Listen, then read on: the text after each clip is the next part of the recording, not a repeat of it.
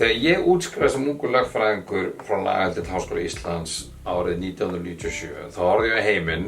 og fannst það eiginlega hálf leiðinlegur vegna þess að öll stóru vandamáli fannst mér væri svona meira minna leyst. Þú veist, mannréttindi voru virt, það var einhver svona regla á heimsmálunum, við virtum stefna inn í það sem að Fukuyama sama talaði sko end of history. Og mér finnst þetta sláandi að horfa sérna heiminn í dag og það er mín einlega trú að sjaldan hafi mannkynið staðið frammi fyrir stærri áskorunum og á sama tíma erum við kannski áslega illa búin til að takast á við það.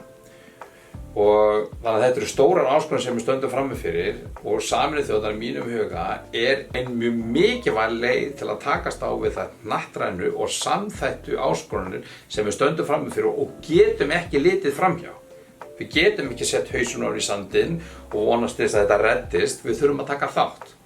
Þannig að taka þátt, hvort sem það er í gegnum Sameinuðu þjóðirnar eða ýta undir samstarf og samvinnu, þetta eru það lykilspurningar sem við stöndum frammi fyrir og það er heiður að taka þátt í því.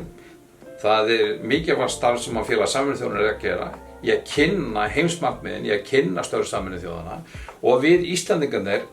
við eigum rödd og höfum vægi í þessu stóra samhengi.